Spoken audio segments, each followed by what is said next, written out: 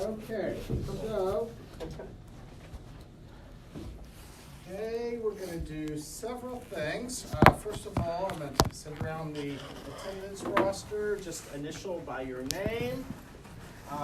Secondly, in a little bit after I feel like everybody's going to be here, I'm going to send around the seating chart. If you find where in the room you are and put your name, that would be helpful.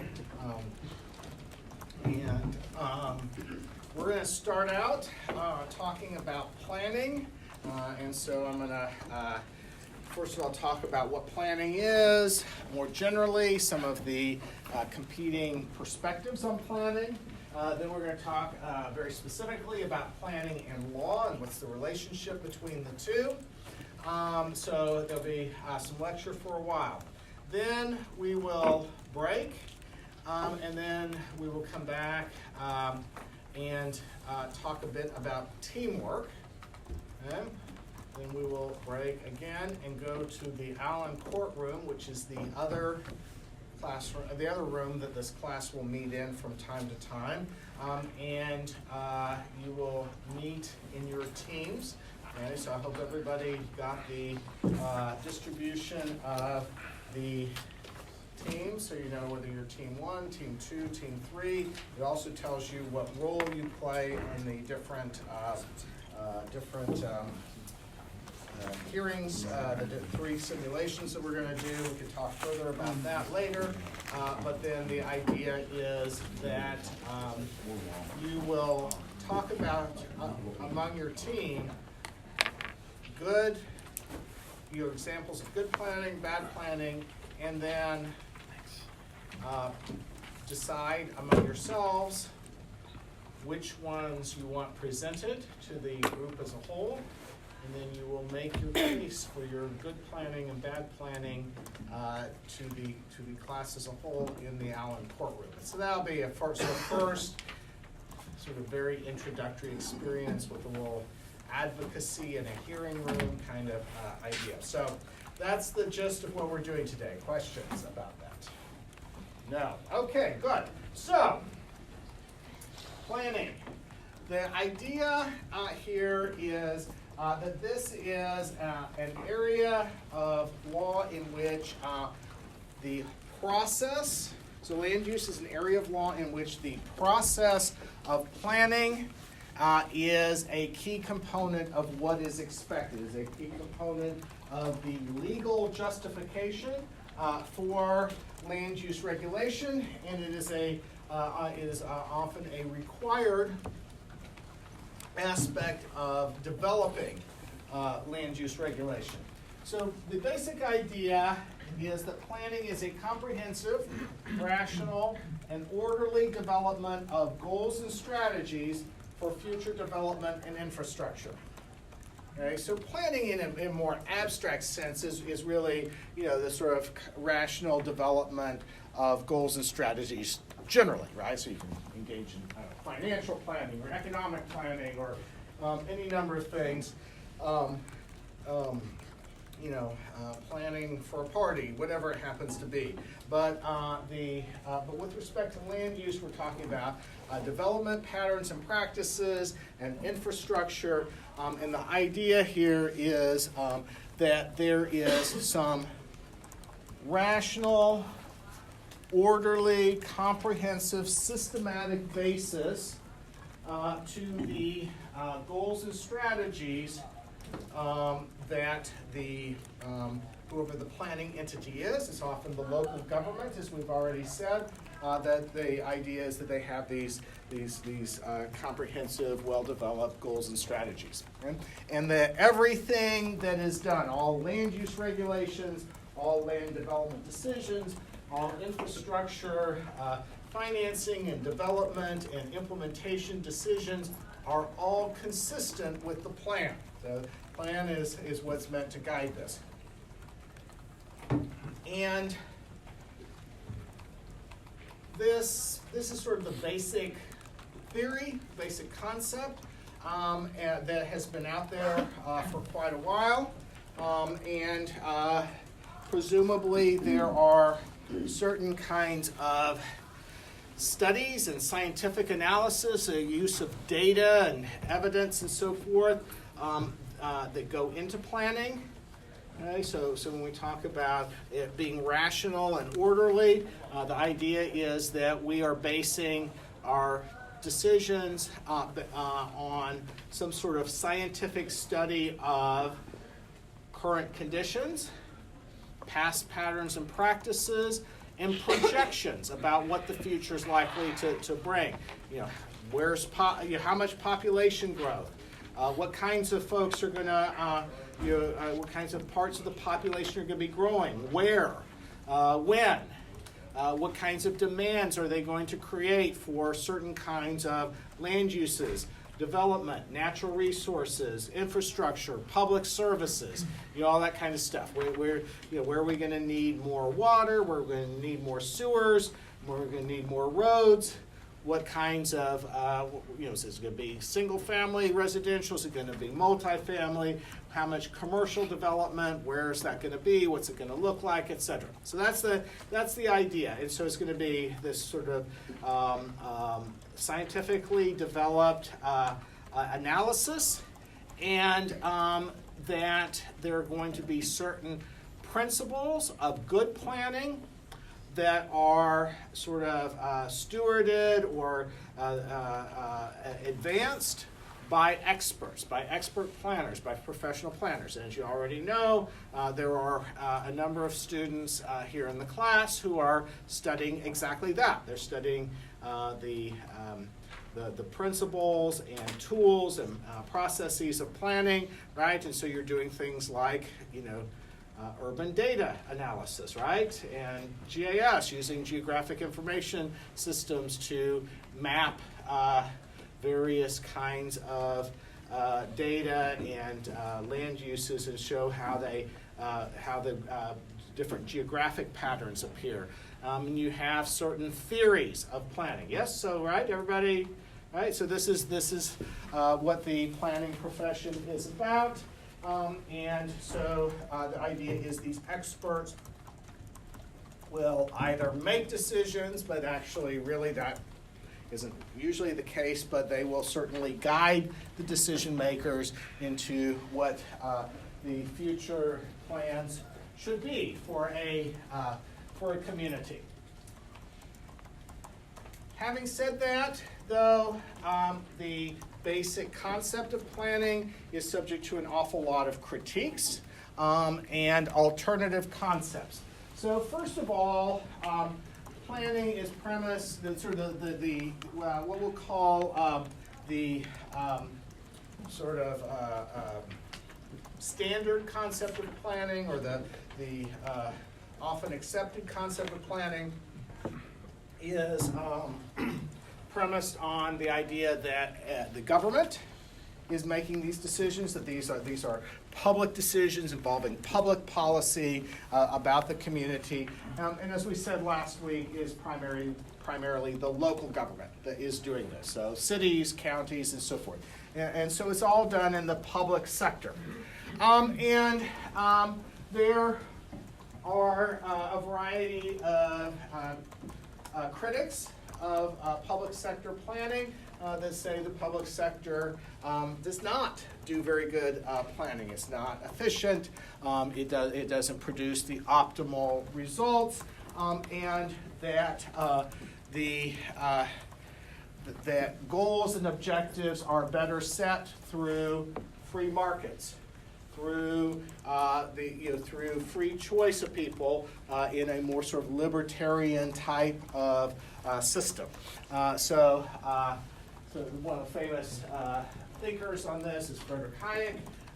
But in the land use area, the person who was my property professor when I was in law school, Bob Ellickson, who now, soon after, actually, he taught me property and then immediately left Stanford for Yale. I don't know if there was some cause and effect and so forth, but at one point I did crack a joke in class and he lost control of the class and we laughed for 5 minutes, so maybe it was. But anyway, he left and went to the more serious Yale Law School away from the sunny warm Stanford Law School.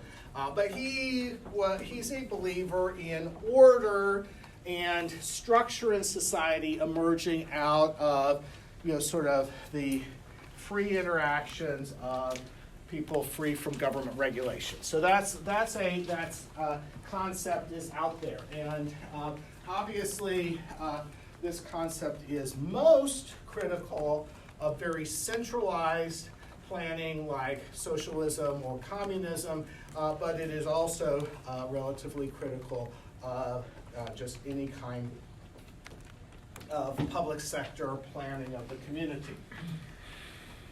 A different kind of critique, a different kind of alternative theory is one that sort of questions whether experts should be planning the community, or whether we should let the community develop more organically, or we should take our cues. If we do engage in planning, we should take our cues about what's good or not from what happens organically. So the most famous probably author about planning, probably in all of the planning literature out there, is Jane Jacobs.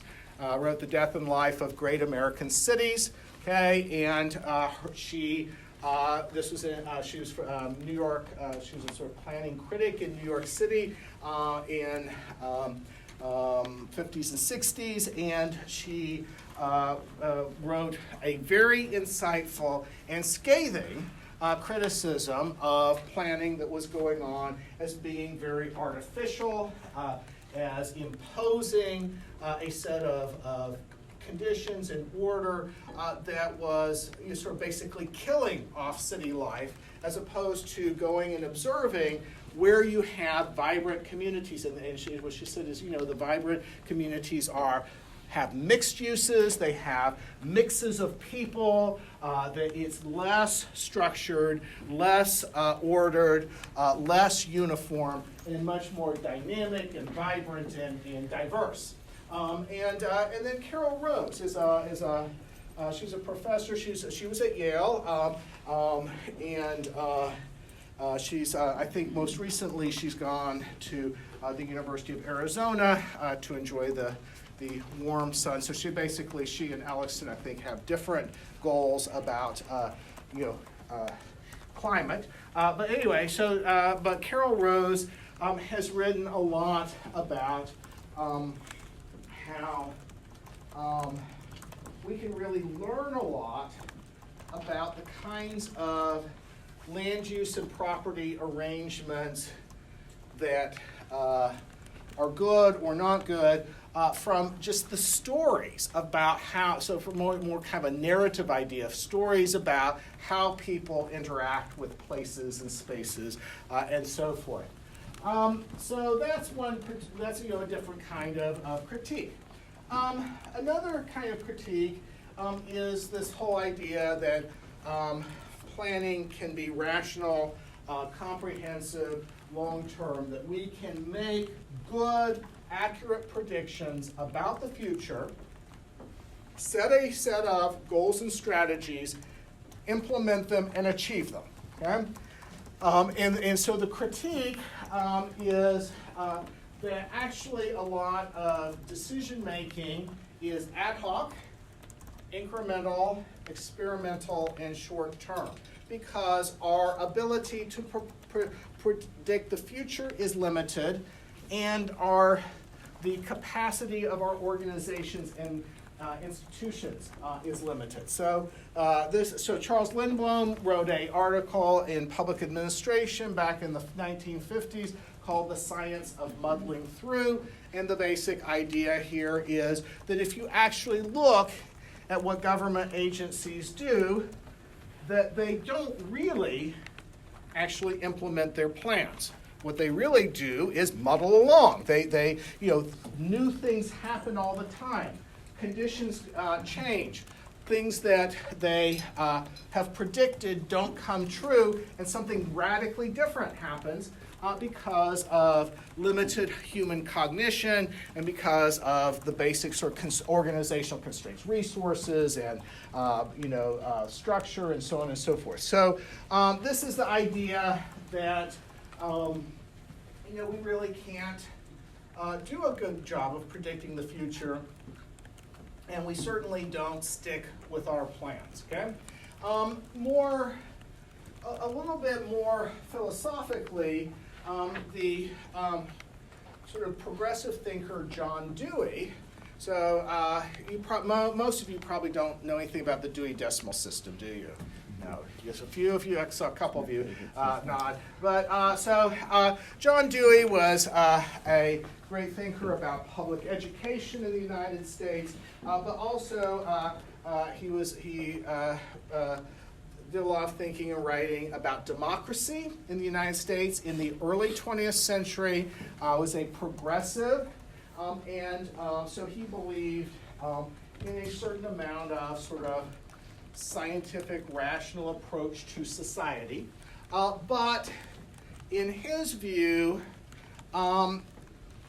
democracy was critical. So it was not so much that the experts ought to be making the decisions in his view, but that democracy should prevail. But democracy in the best way possible was an ongoing set of policy experiments. Okay, an ongoing set of policy experiments. We try policies out, we see how they work, we change them, we reject them, we like them, however it goes, but that actually was how governance happens and should happen in democracies. So experimentalism and this sort of ad hoc approach. A little bit different, it's not, so some of these ideas overlap, but a little bit different is the critique that planning is in any way principled. Okay, so, I'm not meaning to pick on our planning professionals, planning students in this class, but we are going to do that a little bit today. That's okay, because we'll spend lots and lots of time picking on lawyers in other classes. So, it has been, as long as I can remember, a great aspiration of planning thinkers, planning scholars, planning professionals, that the planning profession is somehow some coherent set of principles. Okay? But within planning theory, within planning thinking, there grew a growing awareness and critique and discussion of the fact that planning is largely a political process. It's about power. It's about interest groups. It's about who wins and loses. It's about these public sector decision makers who are making choices about resources, who gets what, who wins, who loses, and that these processes are very political. So you can have all the principled plans you want, and when it comes down to it, the plans that actually get adopted are very much influenced by organized interest groups, powerful development communities that have resources that contribute to local political candidates. On the other end of the spectrum, NIMBYist neighborhood groups that don't want this or that or something else in their neighborhood and are organized, and so on and so forth. So in a more sort of positive alternative, John Forrester, who is a planning professor at Cornell, developed a set of concepts, a set of writings, publications, really based on the philosophy of Jürgen Habermas, who's a German philosopher currently living, and so forth, who basically said that our political systems are indeed rational and legitimate because they are what's called communicative systems or deliberative systems that what happens is in this politics is not just a raw battle of power, but it's actually different groups and parties and participants, decision makers, and so forth, articulating different concepts of what's good in society. And that so the political realm is basically a debate about which sort of principles and goals and strategies we want. So, for example, one of Forrester's books that I particularly like is something called The Deliberative Practitioner.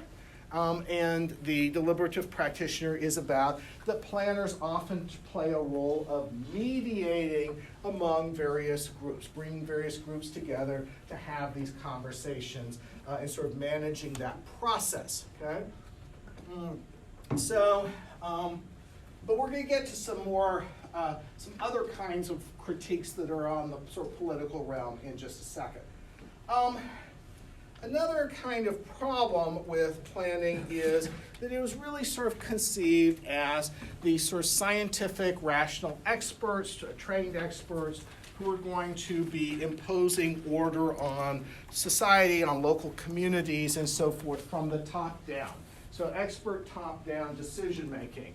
And as you can imagine, there's got to be a lot of pushback against that and the articulation of competing theories of property, land use planning being more participatory and or collaborative, okay? So participation being about, lay people, members of the public, non-experts, participating in the planning process, in the decision-making process, okay? And collaborative being that not only is it just an opportunity to participate, but that actually power is shared in some kind of way. That it's not just the planners who get to decide, not just the city council who gets to decide, but that actually you have various groups and various participants sharing in the decision-making process. So for example, this gets outside land use a little bit, but one of the things that we often see in terms of managing watersheds, areas of land that drain to a common body of water, such as, for example, the Beargrass Creek watershed, is you see these sort of collaborative planning processes that are set up where you have lots of different stakeholders, interest groups, people who care, get involved in shaping the plan. So Sherry Arnstein wrote a famous article in the late 60s called The Ladder of Citizen Participation. That's extremely famous in not only the planning literature, but actually lots of literature out there. And it basically says, that there are lots of types of participation. Some of them really are just manipulation by the decision makers or by the powerful people and so forth. But as you move up the ladder, you get more self-determination by the people who are affected by the decision. By the way, her work, while it's very famous and very important, turns out to be kind of wrong. It's not nearly as hierarchical as that. It turns out that people participate in lots of different kinds of ways. And also, it turns out that okay, so this was the late 60s, right? And so you see what's happening is a lot of protests, a lot of, social movements pushing back against the power structure. Okay, so, makes sense that she's writing this at that time. But actually think about what would happen if all the people who live in your neighborhood got to decide every decision that affects your neighborhood? Right? I mean, it's impossible, right? You're right. You'd have to be getting together all the time to make all kinds of decisions. Plus, what happens if the decision that affects your neighborhood also affects somebody else's neighborhood? Right? Who's the self in self-determination, right? You have all of these spillover effects, these different systems that overlap, and so forth. So this ladder of citizen participation is famous, but it's kind of not very practically how it works. In contrast, a British planning scholar named Patsy Healy wrote a really interesting and good book about collaborative planning. And so that sort of brought a little bit more kind of planning principles, sort of integrated planning principles with collaboration. Another kind of critique is that planning should be, so the basic concept of planning, again, the scientific, rational, orderly concept, is that it should result in development patterns that are efficient, that make good use of space, that produce outcomes that people, that are meet the greatest number of interests in society, that kind of thing. So that kind of efficiency. And as you might expect, there's a lot of pushback against the idea that very often the results of planning are inequitable, that they favor some groups over other groups. So it's sort of a continuation of the idea that planning is political, but not just political generally, but political in the sense of empowering or solidifying the power of some groups at the expense of other groups. So I'm going to jump down here to David Harvey, wrote about a concept called the right to the city. Okay, so this is sort of a Marxist critique. It builds on writings by a French philosopher called Henri Lefebvre, and this is also very famous in planning literature, and it basically says that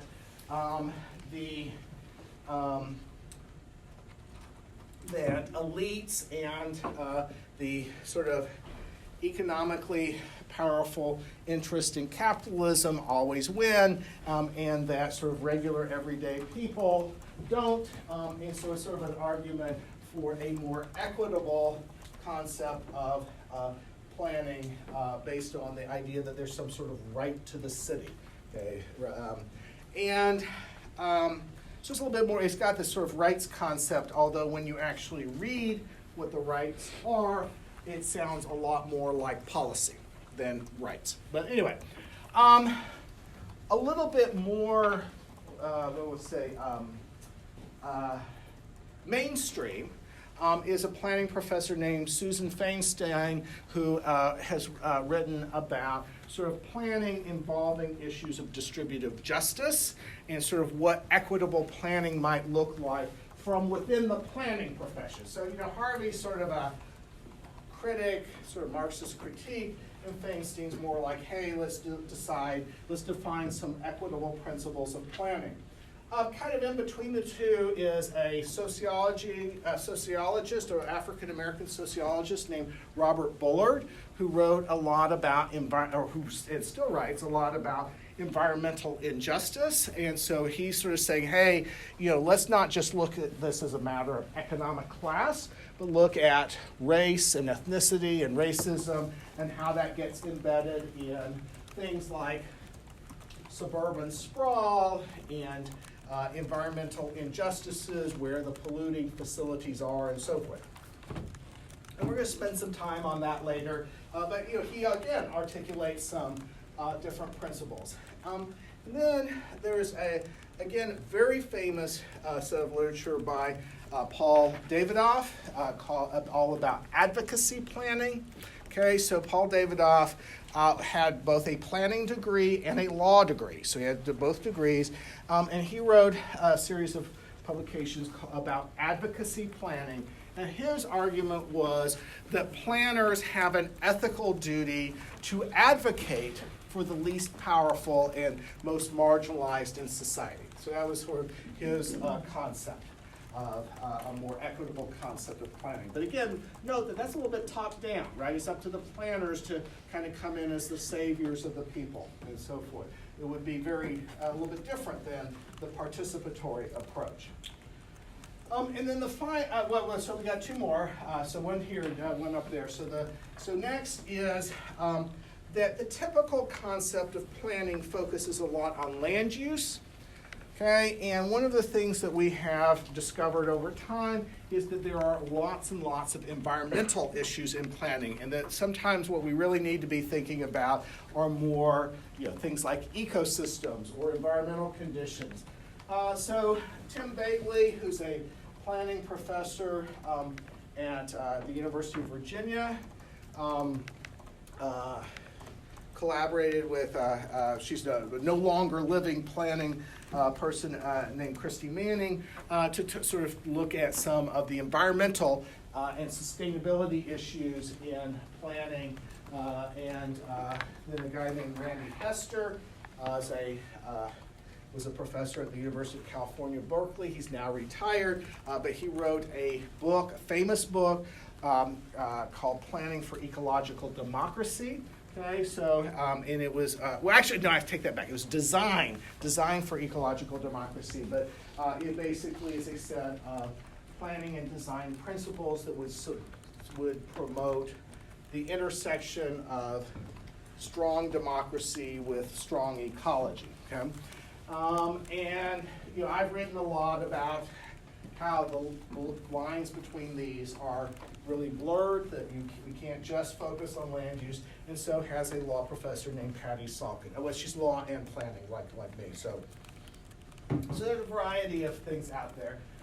And then the last sort of critique is the typical planning process is very linear. Okay, so you do some study, then you set some goals. Those lead to some strategies, and then you implement, right?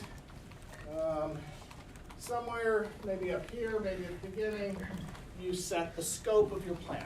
You decide what the scope of your plan is, then you do a study, then you set some goals, then you set some strategies to achieve the goals, and then you implement the plan, right? It's a very linear process.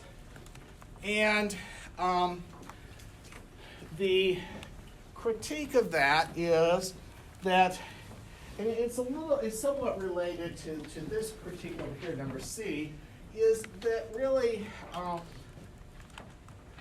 the way systems work is often nonlinear. Okay, so things kind of go along, and all of a sudden there is a big change in some way or another, big jump to a different kind of system. Okay, so think for a moment about you are managing a lake, and it looks pretty, it looks beautiful, there are lots of fish, you're planning the lake, you're managing the lake, it's all good, but there is a variety of fertilizer and pet and animal and human waste running off from the land all around it, and it's ending up in the lake. All of a sudden, one day, you have massive algae blooms, and the entire lake becomes non-supporting of life. All the life dies because the algae has consumed all the oxygen, and you just have this big green mass on top, and no fish, and no pretty lake, and no biological life. Okay, so that is a sudden collapse of the lake. It suddenly has flipped from one system to another. And all along, those nutrients have been running off into the lake gradually over time, and so some of the cause of that occurred a long time ago. Some of the cause of that occurred long distance away. Okay, but the idea is that you can have these sort of massive switches and changes. And so if you are engaged in planning, you have to deal with the fact that the world doesn't just work always moving A to B to C to D in a very sort of incremental, systematic way. Okay? So if that's the case, how do you go about dealing with this? Well, there is a concept of adaptive planning that's out there, adaptive processes, which is, again, sort of like this, incremental and experimental. But the idea with this is you constantly build what are called feedback loops into the planning process. So you develop a set of goals and strategies, but those goals and strategies might include menus of options, okay? We're going to try X. But if Y happens, then switch to Z, right? Does everybody see? Right? So you kind of, we'll see. So we'll say, so for example, a good example might have to do with some of the things we talked about last week with gentrification, okay? So we're going to aim to improve and rehabilitate and make good use of these vacant and abandoned properties. But if the prices of real estate in this area reach a certain threshold, all of a sudden now it's time to implement some sort of affordable housing development or something so that all of the lower income people aren't suddenly displaced, and now what you have is sort of speculation by say fancy resort developers or that sort of thing. Okay, so and again there are a variety of people who have articulated this adaptive planning process. So the thing I want you to see here is there are a number of different competing concepts of planning that are out there. Okay, it's not critical that you necessarily understand who all these thinkers are. If you're a planning student, you probably do. But it's more important for you to understand that planning isn't just one thing. It's one concept. It's constantly been criticized, and alternative concepts have been raised, and so forth. Nonetheless, despite the idea that we may have to try some different things, and so forth, the law sort of takes comfort in the idea that there is some degree of rationality and order and comprehensiveness to the planning process, and that there are experts who are bringing scientific fact and study to the planning process. And so we're going to sort of see how that plays out. But one of the interesting questions in this class might be, as we sort of see how land use planning and regulation play out, if it's not as pure and principled and pretty as we sort of envision in the law, what does that mean that the law should do in order to address this? I mean, in other words, say, for example, if it turns out that planning produces highly inequitable results or very politically based results, produces results that are artificial and sterile and sort of ill-conceived or whatever, fails to consider the environment. What role should the law play? What role should legal institutions play in holding planning accountable, correcting planning, substituting what should happen, right? I mean, so those are interesting questions about the role of law. Yeah. So we're talking about planning and law now, but the only other thing I want to sort of say is I want to call your attention to this list here, which is when we are talking about the development of plans, we need to ask ourselves some questions. What's the geographic scale that we're talking about? So, for example, are we talking about the city, the county, the region, a neighborhood, a district or area, the downtown area, the West Broadway corridor, right? So we've got lots of different options. Okay, there's no obvious answer. What we're going to find is often the legal and political jurisdiction of the city or the county ends up being what the law requires at a minimum. but you can have plans at lots of different levels, okay? And so sometimes when you're going to hear references to specific plan, or neighborhood plan, or district plan, or corridor plan, and what those mean is those are some very specific things that are embedded within the larger comprehensive planning for the locality. And then we can have even bigger plans. So for example, the other thing that you're going to hear about from time to time is an organization called KIPTA. Anybody ever heard of KIPTA? Some of you, yes? Okay, so KIPTA is a Kentucky, Indiana, I don't remember what the rest of it stands for, planning something or other, but agency, maybe development, planning and development agency, something like that. But KIPTA is the regional planning organization that is required under federal law for transportation planning, in order to receive federal highway funds. Okay, so any metropolitan area. Okay, so another thing is, another sort of acronym for these kind of things is MPO, Metropolitan Planning Organization. And so any metropolitan area, in order to be eligible for federal transportation funds, highway funds and freeway funds and that kind of stuff, has to have a regional planning agency that is looking at infrastructure planning for the region as a whole. Okay?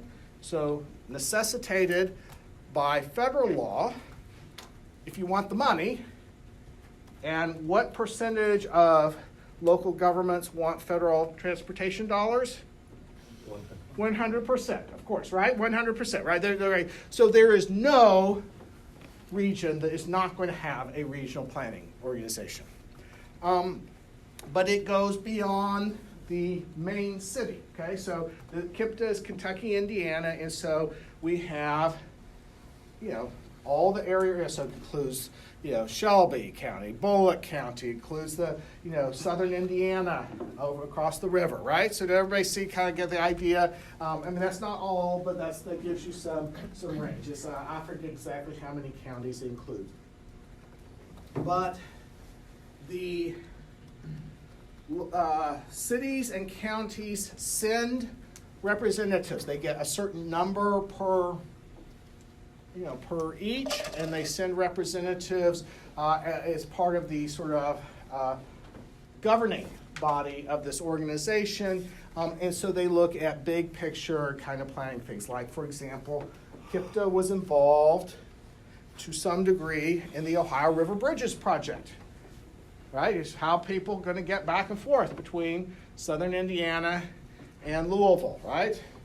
Another one that is going on, has been going on recently, is whether or not to create a large-scale regional sewer district that is different, beyond MSD. MSD is the Metropolitan Sewer District for basically Jefferson County, Louisville Metro.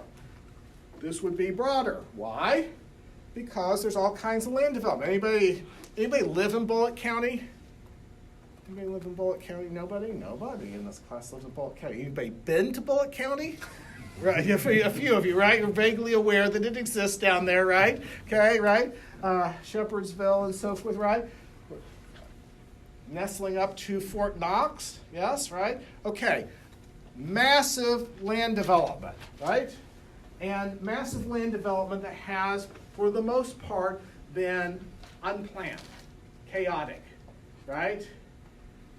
Right? So that's, I don't want to say it's totally unplanned, but the amount of land use planning and regulation that has gone on in Bullock County has not been especially robust, okay, to say the least. So, part of what KIPTA is looking at is whether creating a regional sewer district might create more rationality, but also what's going to happen. You create a regional sewer district, what's that going to do? It's going to stimulate the development, right? It's going to help facilitate it because now developers can put in all kinds of subdivisions because they know there are going to be sewer services, right? Does everybody see how that works together? So that's, but that's an example of a regional, a more regional scale, geographic scale. Next issue in the plan. What's the temporal scale? How much time? Okay? Are we talking about, you know, a 3-year plan, a 5-year plan, a 10-year plan? What are we talking about? The longer the plan, the less likely that the conditions are going to be what you predict them, right? The more chances that there are that things are going to change radically from the projections on which your plan is based. However, in California, for example, the state mandates water plans to be 50 years. Why 50 years? Anybody have any idea? Why 50 years for water plans in California? There's not enough water. Not enough water. Okay, so there's a crisis, right? There's a crisis. So short-term, little incremental, you know, we'll do this for 3 years, we'll do that for 5 years, not going to be adequate, right? You need some longer-term solutions to deal with a crisis of that magnitude. What else? Gives you enough time to collect data to make an informed decision. Okay, so you're collecting data, but the part of the problem is maybe the opposite, right? If you are dealing with a set of data, some of which is 50 years old, right, it is no longer relevant. Okay, so there is a famous article in one of the most prestigious academic journals in the world, called the journal is called Science, and the article was "Stationarity is Dead." Okay, and it was about how our stationarity is the idea that water conditions are going to fluctuate over time, but within a predictable envelope of change. We're going to have droughts, we're going to have flood, but we know based on past history, it's going to fluctuate within this certain window, this certain envelope of change.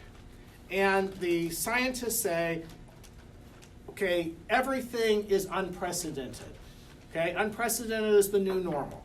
The data now are totally outside of all of our past patterns and projections. Climate change, human development, population growth, land development, all of this means that the conditions from now and going forward cannot be predicted based on past data. Okay?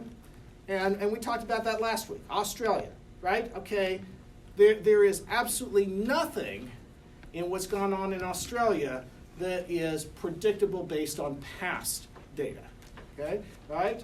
The massive flooding in Houston, I don't know, it was 2 or 3 years ago, right? Do you remember that? Okay, it was more flooding than they had in the past 1,000 years. Okay, so again, that the scientists are saying in terms of water planning and management, that past data is not helpful at all. It's just not helpful. Okay, so if that's not it, what is it? What do you have to do for providing water? So to the public, to industry and business, to farmers, what do you have to do to provide the water? Create infrastructure. I'm sorry? Create infrastructure. Infrastructure, okay? And in order to create infrastructure, you need Money. yes, massive investment, right? Okay, so part of the idea of a 50-year water plan is you need that much time to make the kinds of massive investments of money, right? I mean, if you're going to invest that much money, you can't switch gears every 5 years, right? You have to make a commitment. So over the next 50 years, we are building these 3 enormous reservoirs to hold water, or we're moving water from this part of California to that part of California, that kind of thing. Okay? If you were to have a 50-year plan for your neighborhood, that would be crazy. That would be illogical, right? Okay? Right? Think about it. Think about what the area around the University of Louisville looked like 50 years ago, and think about whether you think anybody who was here at the University of Louisville 50 years ago could predict what it looks like today. Right? No, of course not. That's too much change. So that's the temporal scale. Subject matter. What are you planning? The local comprehensive plan is going to include a number of things. It include land use, it include transportation, natural resources, infrastructure, a bunch of things, okay? But, obviously, I was just talking about water plan. Well, water plan is much more focused. It's on water resources, water infrastructure, water supply, right? Okay? You can have a transportation plan.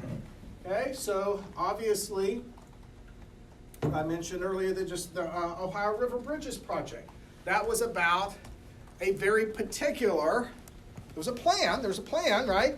But it was a very particular transportation infrastructure.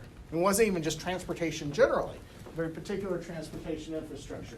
So you have lots of different subject matters. So for example, a type of plan that is used in this area is economic development planning. Okay, this is about how you're going to stimulate economic growth, and and how policy decisions, and public resources are going to be invested in certain kinds of economic growth and development. That relates to land use, but that's not necessarily land use planning itself, right? Okay, so there's lots of different kinds of plans. Who are the decision makers? So again, it depends on a number of these other things. Okay, so if you are talking about, say for example, a water plan, that may be a water district, or it may be some sort of water board of some sort or another, much more specific. If you're talking about the local comprehensive plan, that's going to be the city council, the county fiscal court. In Kentucky, for example, other places, they have things like county commissions and so forth. In Louisville, we have combined city-county government. We have metro government, right? So that those are one and the same. And so it's the Metro Council that's going to decide about the local comprehensive plan here. But there's all sorts of other things. There are regional economic development agencies around the state that engage in economic development planning. Those people have various kinds of political representatives, but they're really not elected by the public the way that you would elect your Metro Council, right? So you can imagine different types of decision makers. And we've already talked about what role are the planners, who are really often the staff, these employees of the government. What role are they playing? What role do various citizen groups play? The neighborhood council, how much say do they have over the neighborhood plan? Those kinds of things. And then finally, the process. Okay, how is this going to be done? What's the process by which the plan is going to be created, and so forth? And so we've talked a little bit about sort of things like collaboration and participation, and so on and so forth. You will, I've already promised you this, and you will just become like breathing the air.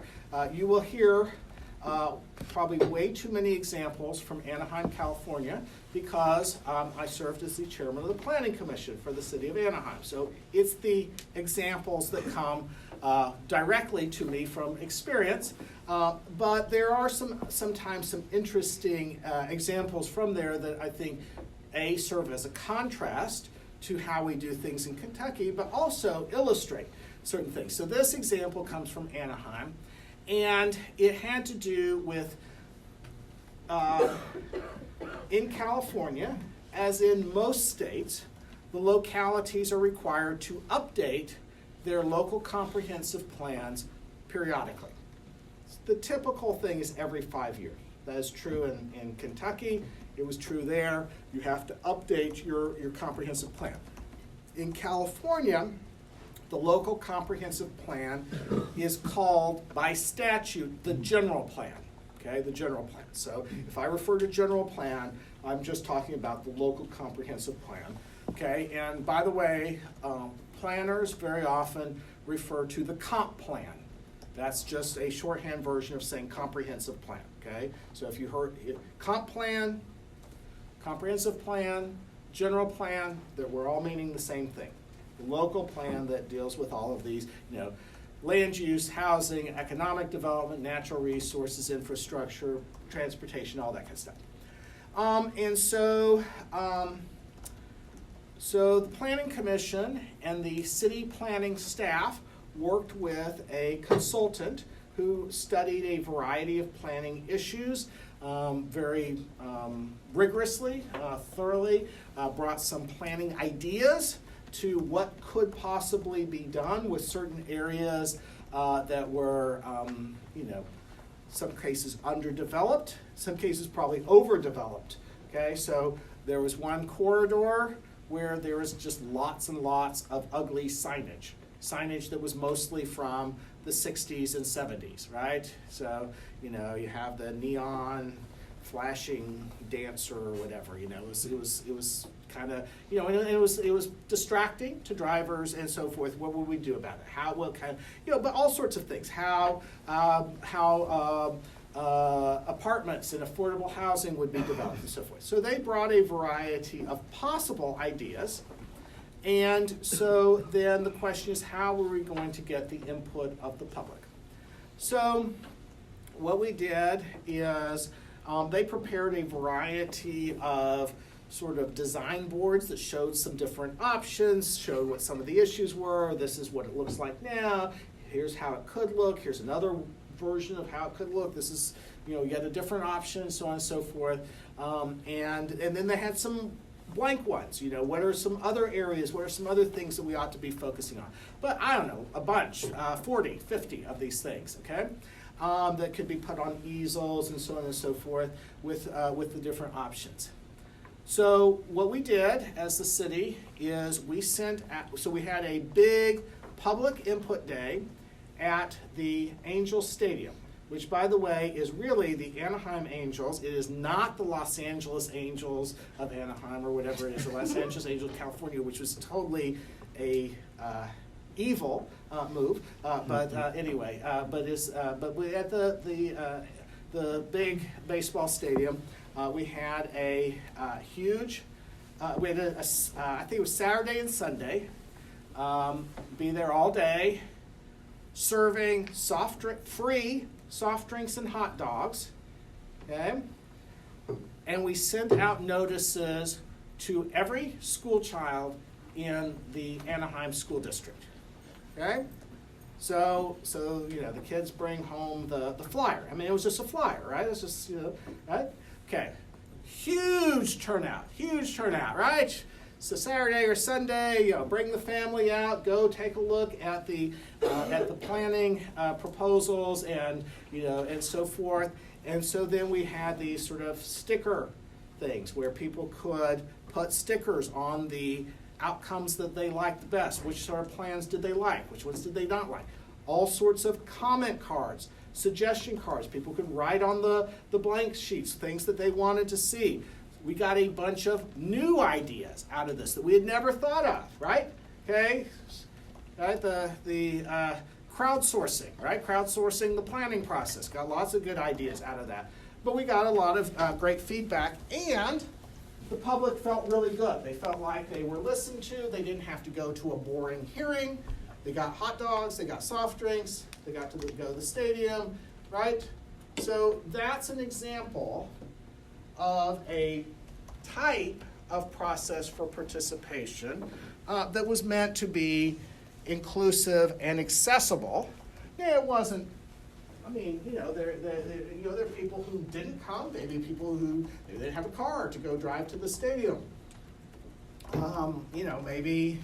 Maybe they weren't in town that day. Okay, so obviously not everybody participated, but it was a good diverse participation. So process is important. So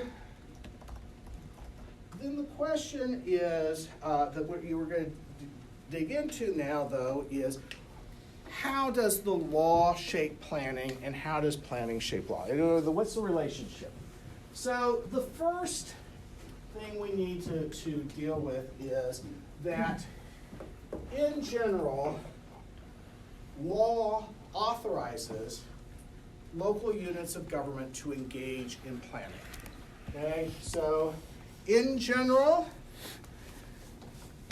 we're going to deal with this more next week, but in general, state governments, and because of the delegation of power to local governments by the state governments, then the local governments have what is called the police power.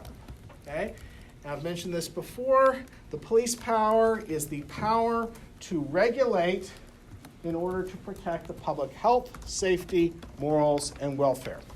Okay? Regulate to protect the public health, safety, morals, and welfare.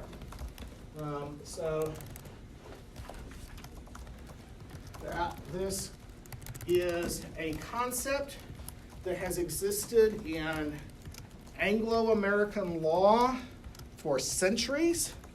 The British Crown had this power when the original 13 colonies became independent on July 4th, 1776, right? We can nail it down to that day in which they declared independence. All of those 13 colonies then became 13 states, each with its own police power. Then, once the U.S. Constitution was adopted, under what's called the Equal Footing Doctrine, okay, there is a clause in the U.S. Constitution that requires that any new state come into the Union on equal footing with all the other states. So that means, as every state came into the Union, it had, from the very outset, the police power. Okay, the inherent power to regulate, to protect the public health, safety, morals, and welfare. As states set up cities and counties and other local units of government, they gave them certain amounts of the police power, basically local police power. Okay, and we're going to talk next week in terms of how much. Sometimes it's very expansive, sometimes it's narrow, but it is some local version of the state power. And so that is inherent, but do you really need planning to regulate in order to protect the public health, safety, morals, and welfare? So it's an open question legally. So the legislatures of every state, at least that I'm aware of, I do not know of any state that does not have some sort of state statute that authorizes local governments to engage in planning.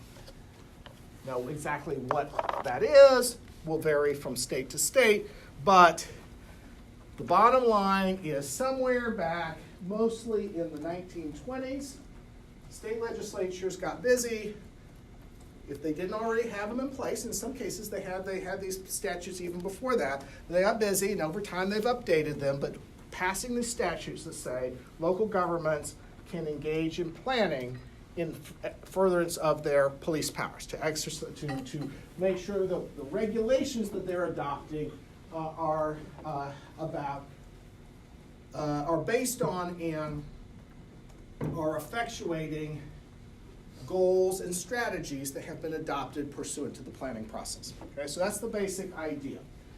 In Kentucky, the planning statutes are Kentucky Revised Statute, KRS, Chapter 100. So in Chapter 100, you will find all the planning and zoning codes, provisions of the Kentucky statutes. Kentucky is an example of a state that is like some, that not only authorizes planning, but actually requires it. Requires local governments to engage in at least a certain minimal amount of planning, including the preparation of a written plan. Now, I don't do the sort of comprehensive research every year, but it is my understanding that the majority of states do not require an actual written plan. They may authorize planning, and they might require that land use decisions reflect planning, but they don't actually mandate a particular written plan. I'm a little skeptical of that statement. Okay, so this is what the major legal treatises and so forth say. Maybe it's just because most localities have written plans that I just assume that they're required, but nonetheless, just because planning is authorized does not mean it's required. And even if planning is required, that does not, on its face, necessarily require a written plan. Okay? Although to me, I don't understand how you would do planning if you didn't have a written plan. But nonetheless, and we're going to take a look at a case where the court says, well, planning's more of a concept or a process than an actual written document. Okay? But Kentucky does require a written plan. The players, as we've talked about already, are City Council or the County Fiscal Court. The Planning Commission plays a major role in the adoption of the plan in Kentucky, as is true in many states, most states actually, I believe. And the Planning Commission is a body of sort of citizen experts, of people who have been appointed, usually, to make these decisions. Here, there are certain identified people who automatically serve on the Planning Commission because of their position, and then others who just get appointed. In California, they were appointed by the entire City Council, so you had basically a vote of the City Council about who to put on. In some jurisdictions, different City Council members get to pick somebody to basically represent their district on the Planning Commission. Okay, so so it varies from place to place. But the Planning Commission is a group of non-employees mostly, although in Louisville, some of them are city employees because of the nature of their position, but they're usually, these citizen experts, people who are non-employees, but they are, have some interest, experience, etc., in planning, real estate, land development, and so forth. And they usually either adopt the plan or they recommend the adoption of the plan to the City Council. One of the things to just be aware of when it comes to planning commissions and also boards of zoning adjustment, which I'm going to talk about in just a second, is that there have been 3 really good comprehensive studies about who serves on these things, okay? And they are overwhelmingly me. They are overwhelmingly white, middle-aged men who have backgrounds in real estate, land use, or land development, right? Okay, that's just, they are not especially diverse. They are not especially representative of the community, okay? And that's just the data. The last I heard, I don't keep up with it, every month or so, but it's been within the last couple of years, KIPTA, okay? So now we're talking about the regional level, okay, KIPTA, everybody serving on the KIPTA board was white, and most of them were men, okay? So, again, not especially diverse, not especially representative, and so forth. Yeah? Boards of zoning adjustment are boards that are set up to grant certain kinds of exceptions to the strict application of the rules, okay? So maybe things like variances, things like conditional use permits. We're going to get into those and discuss them in subsequent classes. These are basically permits of one sort or another. So these are people who are less making broad policy decisions and instead looking at case-by-case applications about whether some sort of permit or exception should be granted for this particular project. Okay? So a permit or exception from the zoning requirements or the land development code or whatever. And so that's much narrower and more focused. In Anaheim, the Planning Commission, there was no Board of Zoning Adjustment. The Planning Commission did both jobs, so that we were pretty busy. We did both things. In Louisville, you have two separate bodies, and they each have their own areas of decision-making and power. What is the process? Okay, so this is a general, the sort of 4 parts. Survey and analysis, formulating goals, making the plan, and then effectuating the plan. It's pretty similar to what I put up here, but this is just one, one example that one author sort of said, this is the typical planning process. It tracks pretty well with what is in KRS Chapter 100. So one of the things that is required for making plans or revising or updating plans in Kentucky is research. Okay, so the local government has to engage in research on existing conditions and projected conditions that will affect the development of the community. Okay, so that's one of the requirements. So again, you see this idea that this is going to be rational, it's going to be scientific, it's going to be based on facts and data and so forth. But that's the basic process. So then what goes into the plan? What's the content? So in Kentucky, the plan has to identify the locality's goals and objectives, because that's a very specific requirement that they got and identify their goals and objectives. The plan must contain a land use plan element. Okay, and I'm gonna, there's not enough room to write all this, but under the statute says the general location, character, extent, and interrelationship of land uses into the reasonably foreseeable future. So the general location, character, extent, and interrelationship of land uses into the reasonably foreseeable future. You'll find it in KRS 100, but that gives you some feel of what we're talking about. So where different land uses are going to be, what type of land uses, their scope or their degree or their intensity, and how they interrelate with one another.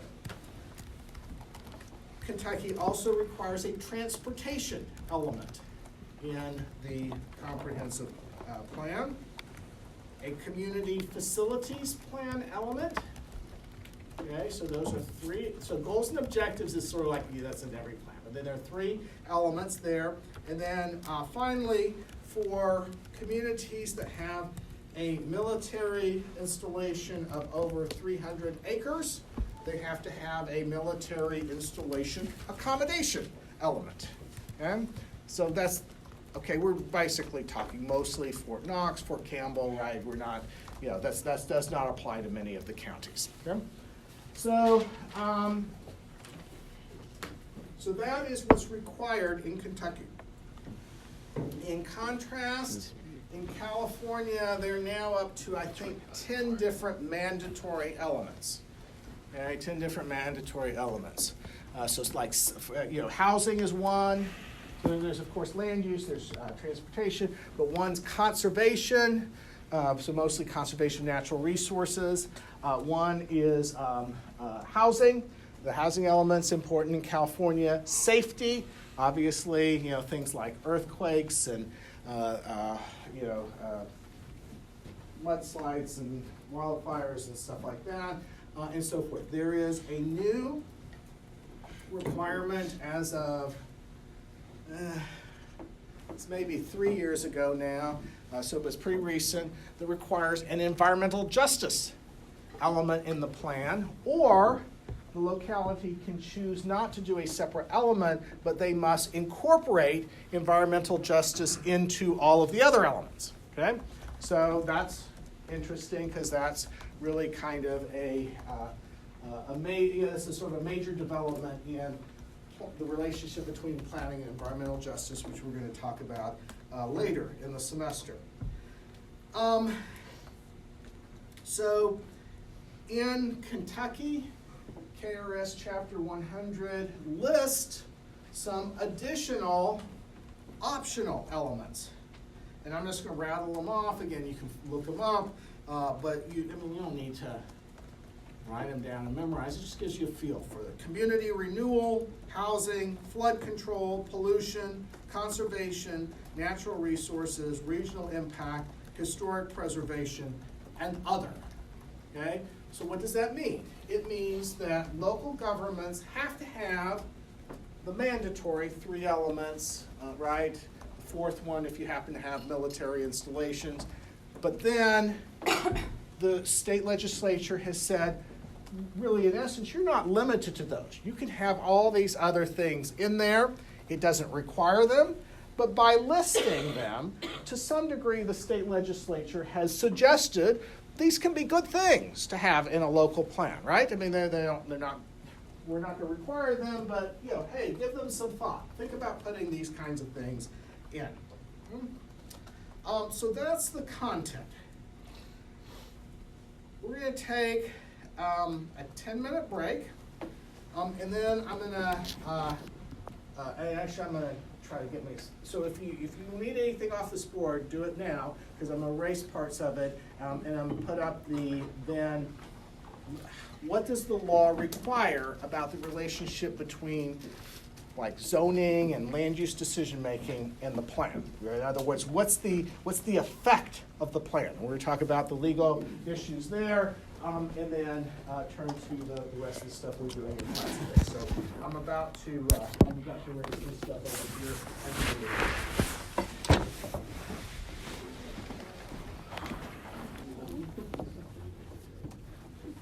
Okay, so what we're turning to now is what's called the consistency requirement. Okay? And the consistency requirement is actually 2 different consistency requirements. The first is the horizontal consistency requirement. So, horizontal, horizon, think about the relationship among the elements of the plan. And the basic idea is the elements have to be consistent with each other, right? That they have to, that there has to be internal consistency or internal integration among the elements. So if, for example, your land use element says that the city anticipates and will facilitate development on the southwest side of town, and the transportation element says in order to accommodate the expected massive increase in development, we're putting all the transportation infrastructure on the northeast side of town. That is obviously irrational and not internally consistent. There's a conflict there. So there has to be the internal consistency. This ends up not being the subject of lots of litigation, but occasionally there is. Occasionally there are elements of plans that are not consistent. Any thoughts about why that would be? Some possibilities as to why a local government might have a local comprehensive plan where the elements are not all consistent with each other, where there's tension or conflict between what's in them. Different city departments. Preservation goals? I'm sorry? Preservation goals? Well, what? Historical preservation. Historical, well, so why would that be a reason? Well, to allow buildings of historical significance to have more leeway with zoning requirements. Okay, so that's really sort of about like the historic preservation ordinances and the zoning ordinances, but what would be in a plan that would, where that would come up? What's in the plan that creates a conflict? I mean, I could imagine a scenario, but I'm just trying to, just historic preservation by itself doesn't create an internal inconsistency in the plan, but what would be the scenario where that would happen? Or why would it even happen? Bad communication.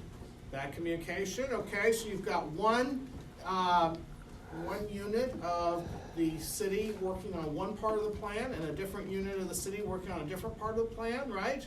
So you might have your public facilities, public services people doing, say, for example, sewers and that sort of thing, and you might have your transportation people doing the traffic and engineer working on the transportation element of the plan. And you might have your local land use planners working on the land use thing, and they might not be communicating with each other. Might have each drafting their parts, and so that's a possibility. You would hope that before it ever got adopted, somebody would read the whole thing and see that there's inconsistency, but it's possible.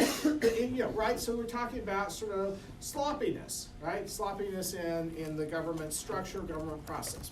What else? There's some other reasons why there might be inconsistencies. Yes? Different sections of the plan might be updated at different times. That's a big one, right? That's a big one. So now all of a sudden you've got a new transportation plan, it gets adopted, it gets inserted, and none of the rest of the stuff got updated at the same time, right? Okay, so you've got, in some cases you may have land use plans, from the 1960s and 1970s that are still in the plan, and then you might have, transportation, or you might have hazards and safety that is totally brand new, and there'd be conflicts between them, okay? Okay, what else? Okay, so, and again, I'll probably do this a lot, but I'll pick on the people who were in environmental law last semester, right? I told you have to think way more cynically about how it works, yes?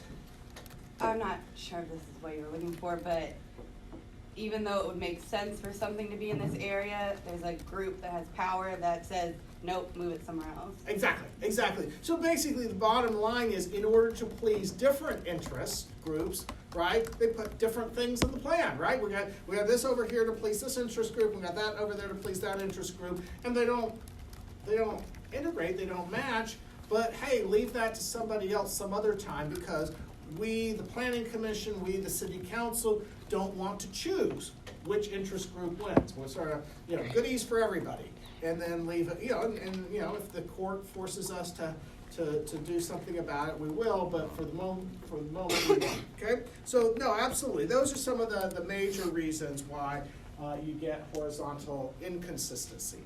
But like I said, it actually really doesn't come up that often.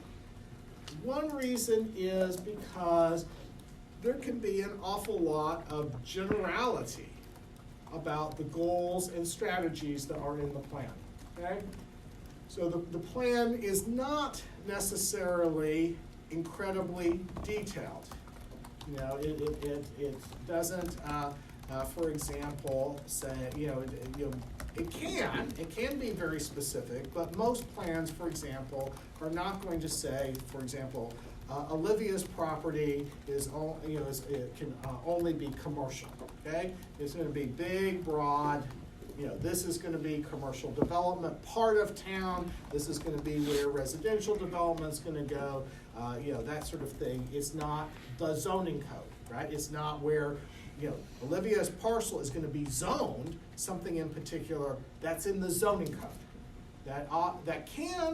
It can be indicated in the plan, the comprehensive plan, but very often in most localities, it's not gonna be at that level of detail, specificity, right? Okay, everybody following? So, to some degree, you can get around potential inconsistency because you have big, broad goals and big, broad strategies, and so you say, we can accommodate it all, we can work it all out.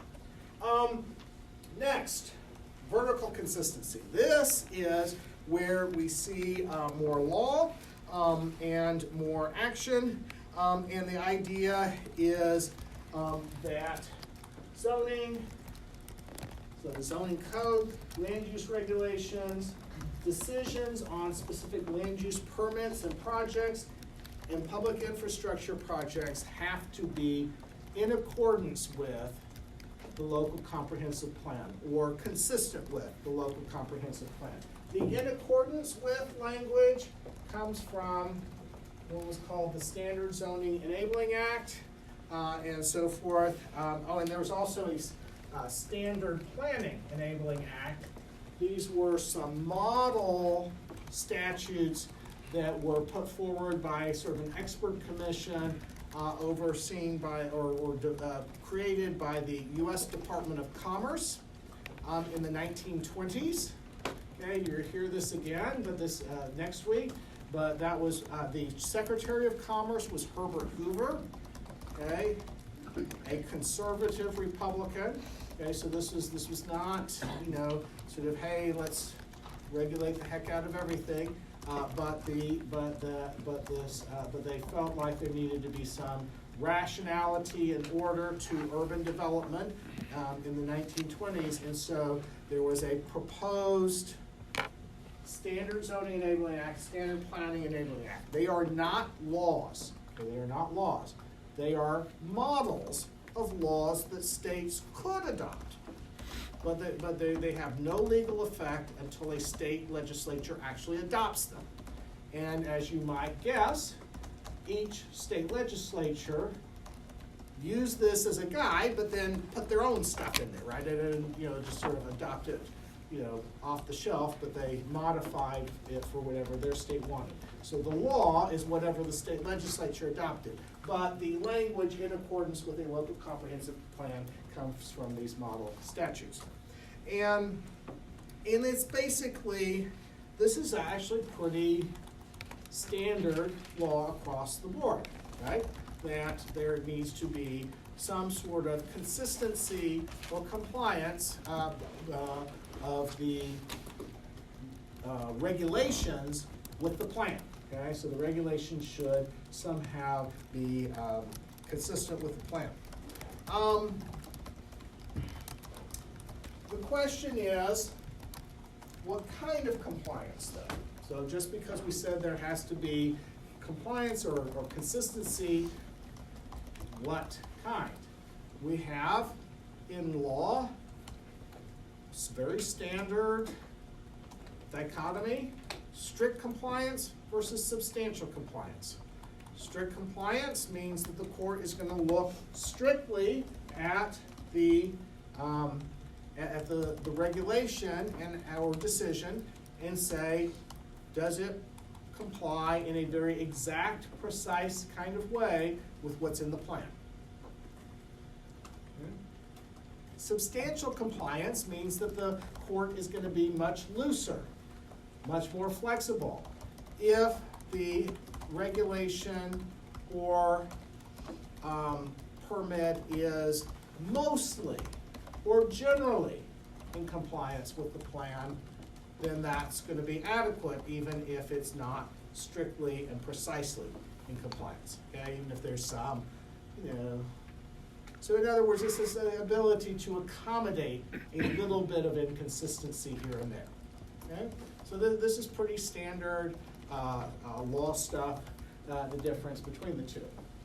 And it's an interesting little story because in Kentucky, the Kentucky courts over a period of time embraced strict compliance. Okay, why? They said, well, the legislature the state legislature adopted these planning requirements. Local governments have to adopt the plans. Once they adopt the plans, that's basically, they're doing that pursuant to a state legislative mandate. So they darn well better make sure their regulations and decisions comply with it. Okay, otherwise the plan, is not being effectuated the way the state legislature intended for the local governments to do. Right? Everybody follow? Yes? Good. Okay? And then along comes the state legislature and passes a statute that says substantial compliance is good enough. What we really intend, despite what the courts think we intend, is substantial compliance. Okay? Why do you think the state legislature did that?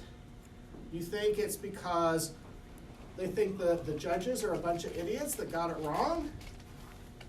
I mean, they might. Okay, this is our state legislature, right? Okay, so we have some good state legislators, but some of them really are not the brightest bulbs in the store, right? Okay, right?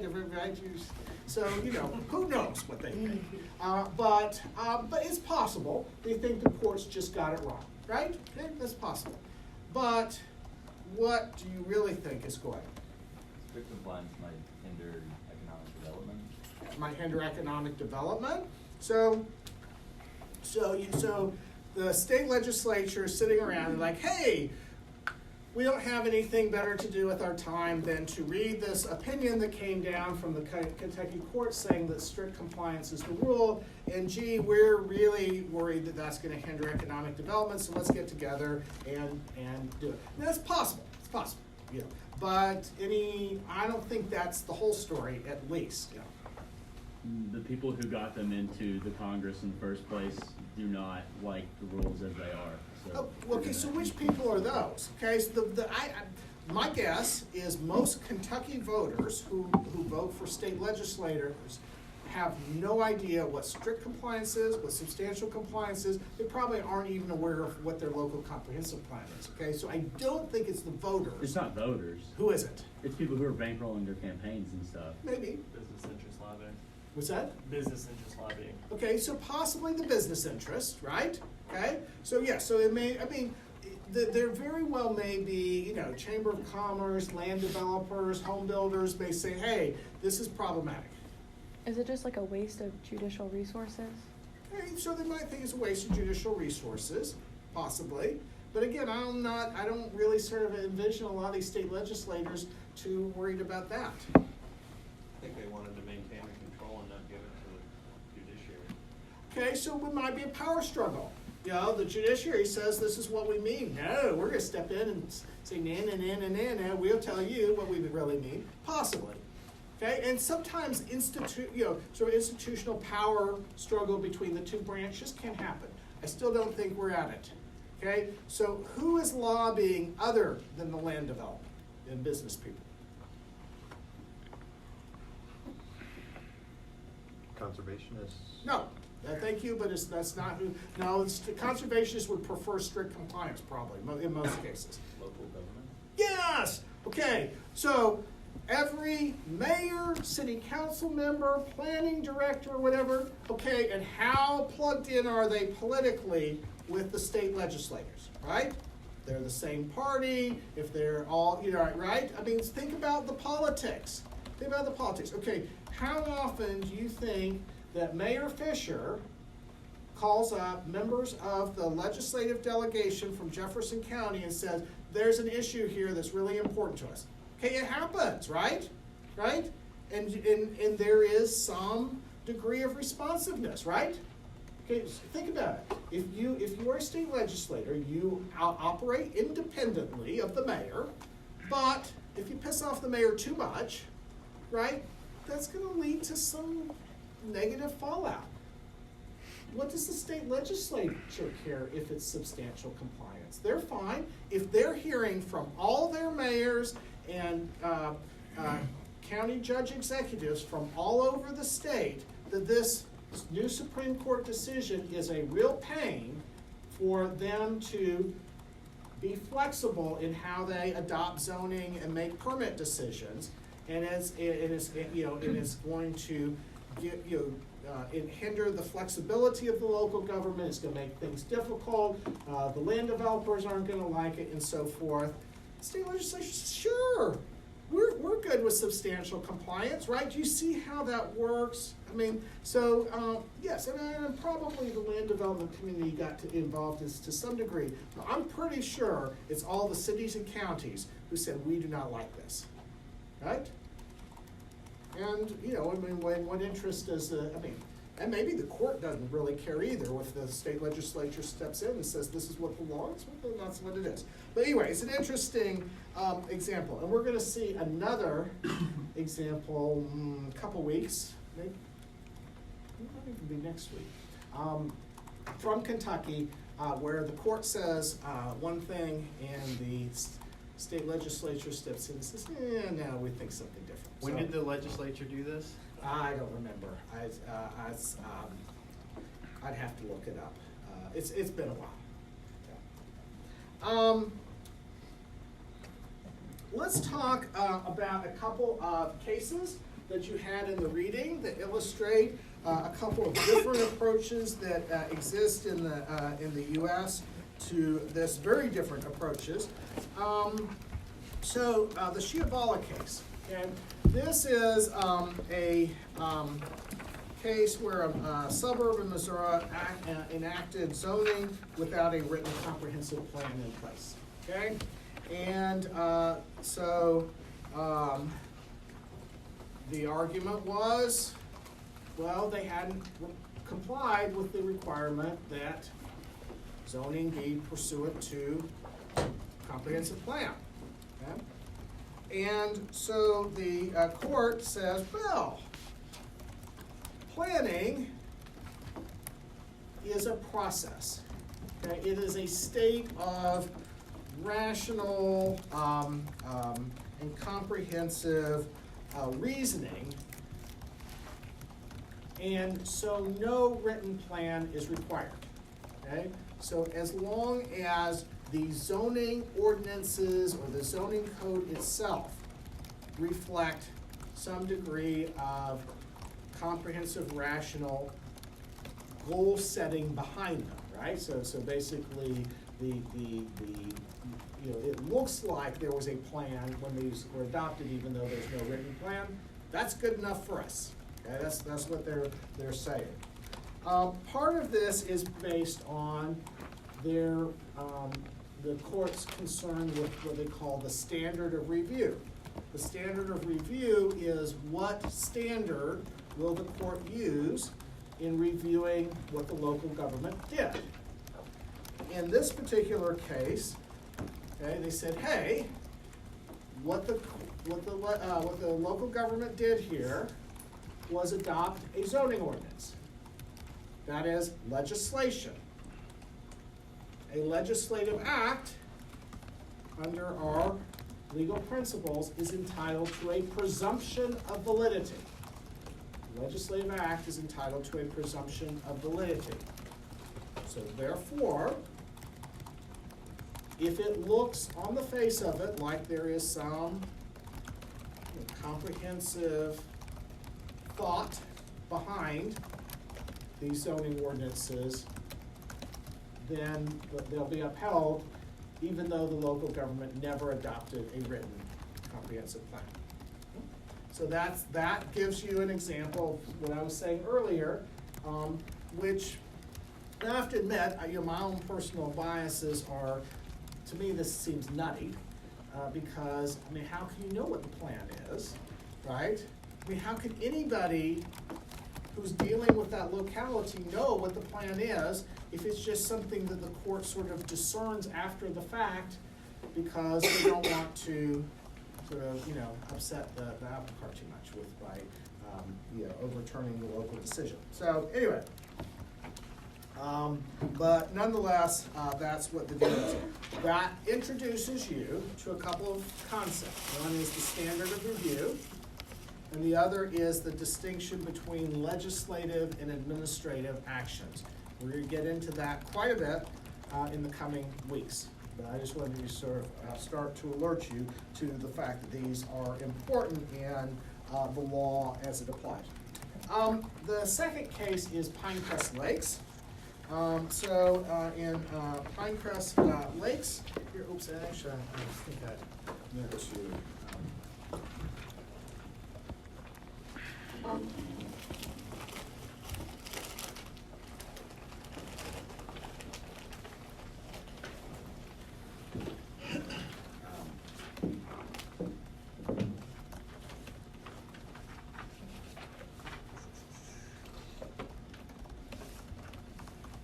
I was going to call your attention to that the court talks about the standard of review on page 28, and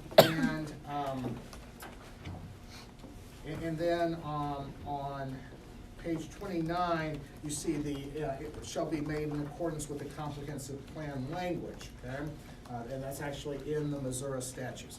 Okay, so Pinecrest Lakes, Florida court. So this is the opposite end of the spectrum. So what happens here is the local government adopts what they call a development order, issues a development order authorizing apartments at a higher density than the local plan allows. Okay? And so then the neighbors are unhappy about it, okay? And this is a super standard pattern of litigation. Okay? The local government approves a development project that the neighbors are unhappy about, and the neighbors sue, and the court has to decide what degree of review, how much deference to give the local government. Okay? So presumption of validity means a lot of deference, right? So that was the one we just dealt with. Well, here, how much deference do they give the local government? And it's really none. The court applies what they call strict scrutiny. Okay, this is a little, it's a little over the top. Okay, so law students who've taken constitutional law know that strict scrutiny is like way on the end of but clearly the court's not happy with the locality here. But they say the standard of review is dictated by the fact that this development order is an administrative act, whereas the plan, the local comprehensive plan, is a legislative determination of what the local goals and strategies for development are. And so if this development order is inconsistent with or in conflict with the comprehensive plan, the court will exercise strict scrutiny and engage in what they call a de novo review. A de novo means that they are looking at the entire thing as if they're the first decision maker. So they give no deference whatsoever to what was done at the local government level. So, they look at all the evidence fresh, they look at all the standards fresh, no deference to the locality. And what they say is that, first of all, they say it's completely legitimate for local citizens to try to enforce plans through litigation, to call into question these decisions that are being made, especially administrative decisions that are circumventing the plans, and that this development order clearly does not comply with the comprehensive plan. And so therefore, they will order the remedy that the entire project must be demolished. Okay, so, yeah, the law students are like, whoa, this is getting interesting, right? Okay, when's the last time, those of you who are in law school, have you seen that kind of remedy in a case, right? Not very often, right? I mean, that's a pretty strong remedy for a court to order an existing developed project to be torn down, okay? At a $3 million loss to the developer, even though the record shows that the harm to the property values of the neighbors was $300,000. Okay? There are lots of aspects of law, for example, we get into nuisance law, where the weighing of harm to one party or cost to one party versus benefits to the other party is just a normal part of law, right? I mean, so whether you like that or not, it is something that courts do, and that is absolutely not going on here. Okay? Does anybody get the feel that the court's a little worked up? They seem a little angry. Any thoughts? Why? They live in the neighborhood or near the neighborhood where this development is going on. Maybe. You'd think that if they're affected that much, those judges would have to recuse themselves.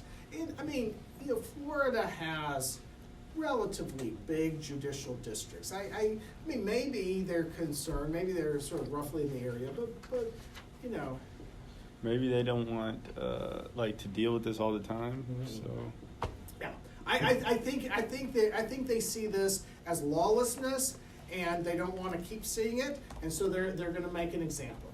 Yeah, I think that's really what's going on here. That they do, the state law requires local comprehensive plans. They're supposed to have some effect. If what happens is these various little permits and administrative decisions just basically circumvent the local plans, it's going to happen all the time, and then they're going to get all this litigation, and I think they think that the local government and the developer are being a little too cute for their own good. Okay, so I think that's part of what's going on. In general, if you come across as having sort of a lawless attitude or a cavalier attitude about the law or the courts or whatever, okay, in general, tell your client to bring a toothbrush because they're going to jail. Okay, so that's sort of a general sort of rule of thumb, right? Okay, that judges do not like that. They do not like that at all. And yeah, and I won't go into lots of various stories about how that plays out.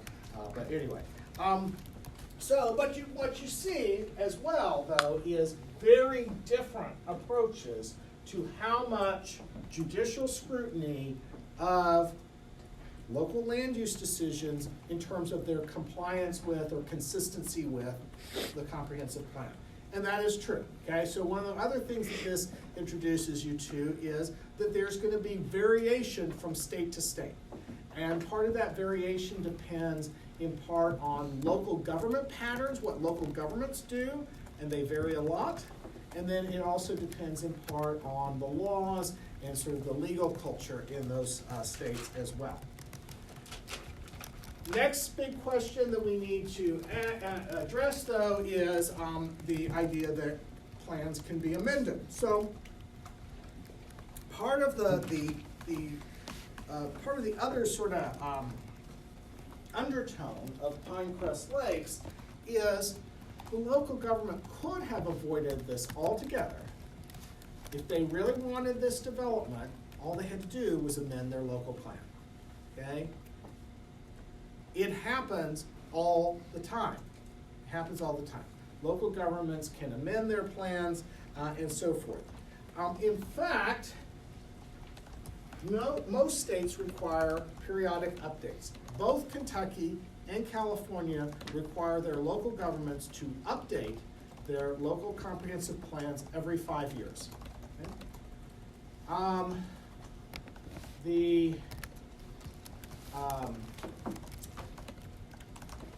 Louisville Metro has just recently been in the process of updating its local comprehensive plan, which was adopted way more than 5 years ago.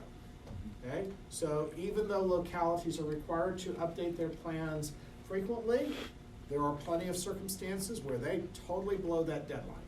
Okay, totally blow that deadline. Lots of local governments do not comply strictly with the deadline. Okay, in this class, however, when your reflections papers are due, there is no justice. I mean, there's no mercy. There's no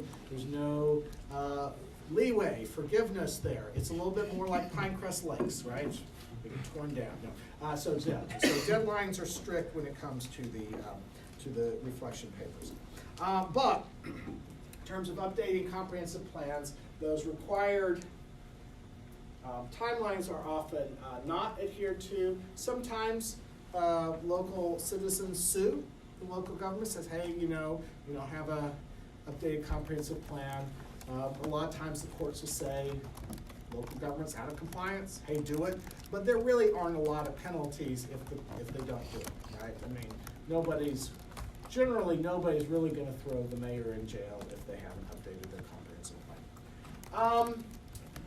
Some states have limits as to how frequently a local comprehensive plan can be updated. Okay, so there can be this sort of flurry of every time a development project comes along, like it's in Pinecrest Lakes, and it doesn't comply with the comprehensive plan, then the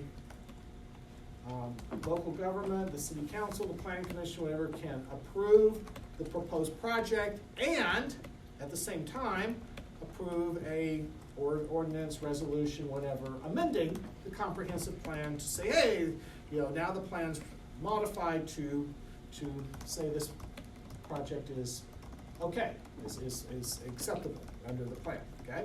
So that happens a lot.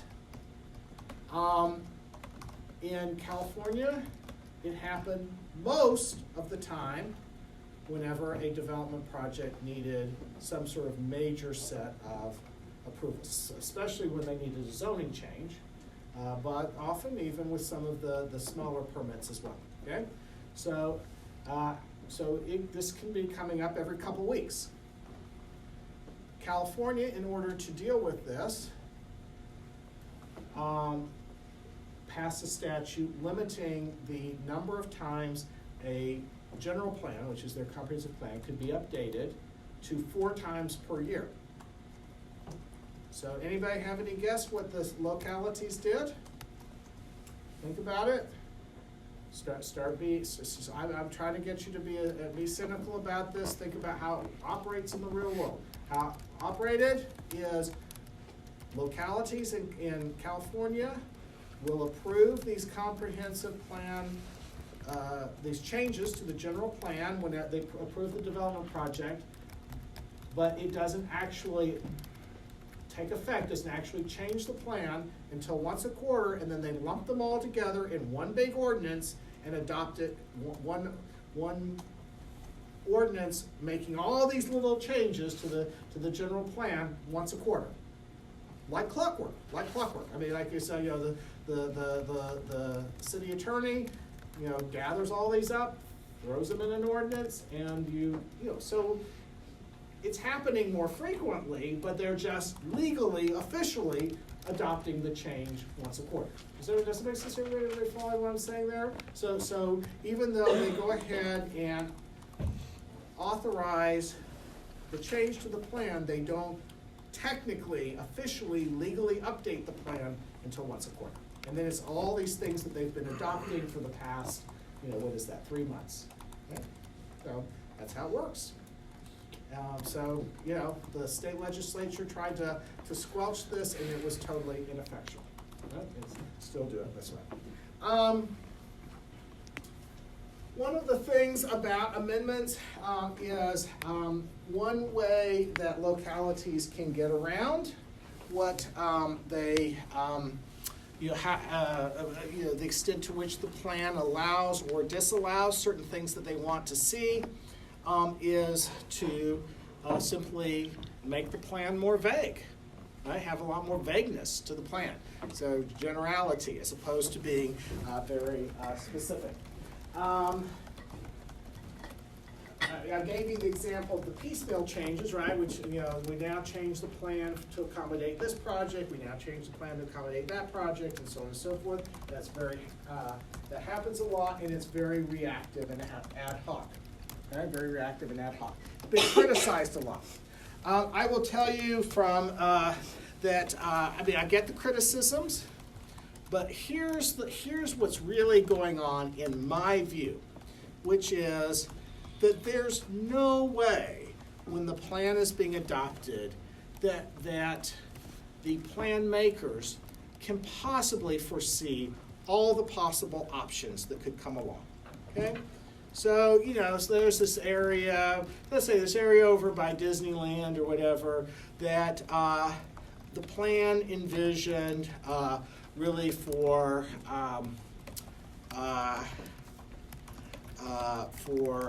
retail stores and restaurants, okay? And so that's sort of what the plan says, and that's how, because that seemed like the most reasonable possible use at the time, whenever the plan was adopted.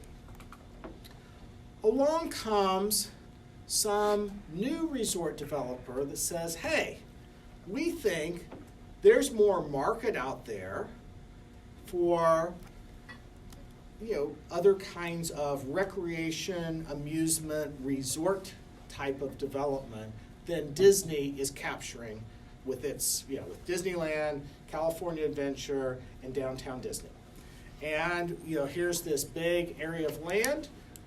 We actually are able to, we have the financial power to consolidate it and tear down these old, crappy 60s restaurants and souvenir shops and build some big new resort development. Okay. Does Anaheim want that? You bet. You bet. Of course they do. Okay. All right. The amount of tourism, tax revenues, that's right, economic development, fancy schmance. Okay, it's just nothing else. Just look a lot nicer than all those little crappy souvenir shops, right? Okay, right? Okay, does everybody follow what I'm saying? Yes, of course. The city of Anaheim wants that. Secondly, if they come in with the sort of the plan that they have in mind, it looks very nice design-wise. They've sort of thought about all the parking and the so on and so forth. Okay, is it good planning? Yeah, it's probably really pretty good planning. It probably is probably a really good use of that space, right? Does Disney want it? No. Why not? Competition, of course, right? Okay, Disney doesn't want it. It's competition, right? So I mean this is a real scenario, and of course Disney fought it tooth and nail, right? With every $1,000 an hour lawyer that they had. Okay, right? Okay, so of course.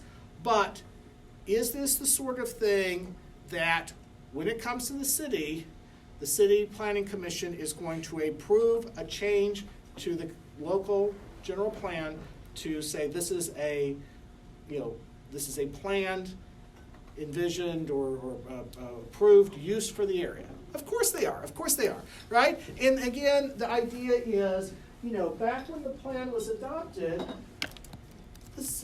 it would have been incredibly idealistic of the city to identify that as the intended use for that area, right? I mean, who was going to do it? That wasn't going to work. But when the right developer with the right project came along at the right time, of course, amend the plan. Say, hey, we embrace this, right? Okay, so what I'm trying to get across to you is that this is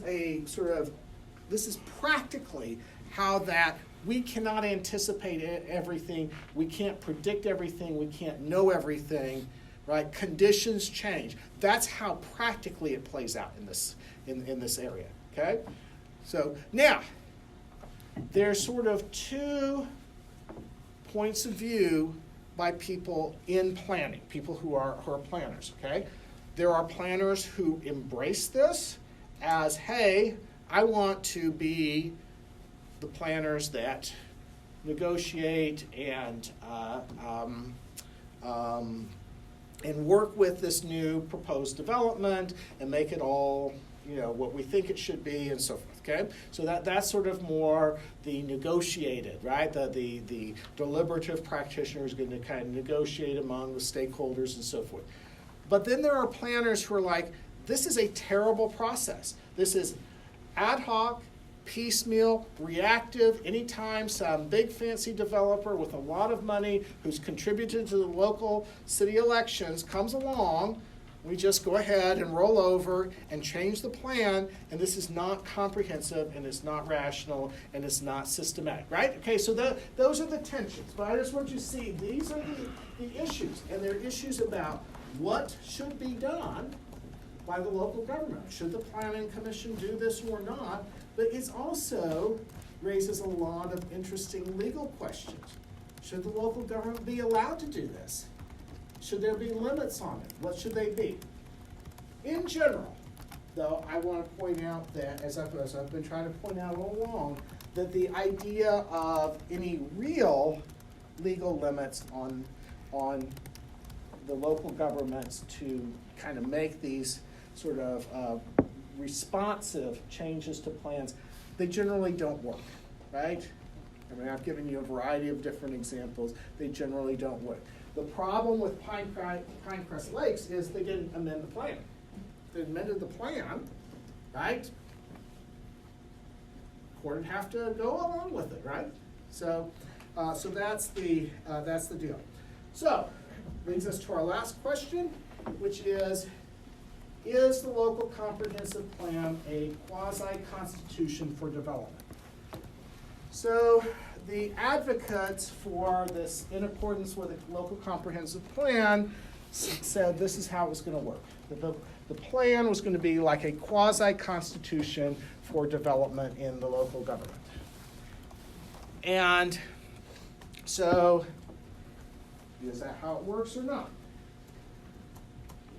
If you looked at the structure of the land use regulatory system article, or even if you didn't, the bottom line is my approach has been, this is like the Pirates Code in the Pirates of the Caribbean. Remember the first Pirates of the Caribbean movie, and they kept referring to the Pirates Code? We had to parlay about this and that and so on and so forth, right? Everybody remember? And then at the end of the movie, they don't like the Pirates Code. So they say, well, Pirates Code, more like guidelines than actual rules. Okay? That is by far the best statement about what the comprehensive plan actually is. More like guidelines than actual rules. As guidelines, they have important effect. So actually, despite how easy it is to amend and so forth, local decision makers take what's in the plan relatively seriously. Okay, they don't just ignore it. They'll say, this doesn't mean anything, right? There's no real effect, so we'll just ignore it. They don't ignore it, but there are also lots of ways around it. They're not really hard, fast rules. They are guidelines to help the local government sort of figure out the direction of development, but when they find that a development direction that they hadn't thought of before that they like, well, then they're not too bound by it. They're not strict rules, okay? So you can go home and tell everyone you know that your education is brilliant and you are learning that planning is really just like the Pirates Code and the Pirates of the Caribbean. All right, so now what we're going to do is take a 180-degree turn to something totally different. Teamwork. Okay, so this class is going to involve teamwork, and you got your assignments of teams already, right? You got team 1, team 2, and team 3, yes? And I already asked last week, how many have had bad experiences with working on teams, and everybody raised their hand, right? If you didn't raise your hand, it's because you were snoozing, not because, right, everybody's had a bad experience working on teams, right? So let's talk a little bit about what makes for good teamwork, what makes for effective teamwork. And this isn't just filling the time. I would encourage you to pay close attention to this, because I think you're going to need these concepts and principles as you go along. But in my experience, I've been teaching this class here for about 15 years. So, you know, I mean, there's some pretty common patterns, and so the more proactive you can be about developing good teamwork skills and structuring your team well, then the better your experience is, both in the class and in the learning, but also in the performance and so on and so forth. So let's talk about what makes for good teamwork. Undoubtedly, everybody's participated at some point in working with others where it's worked well. Good? So what, yeah. Communication. Communication is key, is critical. Okay? So, for a class like this, how are you going to ensure that you have adequate communication, good communication, the right communication? How are you going to, what are you going to need? So before we go on to other things, just communication. You need respect for your team members. Okay, so communication requires respect for the team members. Okay, good. What else? Good email group. Okay, so you're going to have to think about how the communication is going to flow. So email's obviously one of them, right? I mean, email's a possibility. You can do that. You set that up through Blackboard. You can actually create in Blackboard a group. Some groups have created, some classes in the past have created a Facebook group, right? So they did everything through Facebook. Bryce could not be a part of that group. But no, I mean, but there are different ways to set it up. So I think some people did, you know, some sort of Google Docs thing or something. There's a lot of different ways. But yes, you need to think about how you're going to communicate and how everybody's going to pay attention to those communications coming in, right? I mean, if it takes you 3 days to notice that there's some big task that needs to be taken care of, you know, you're going to have problems, right? So what else about communication? Yeah. One of the things we do is we set a time limit on, it's kind of ridiculous, but it works too. Don't text or don't send a message before 7 a.m. and don't send one after 10. Okay. Because some people have different hours. All right, so what works for your various schedules and so forth in terms of how you communicate?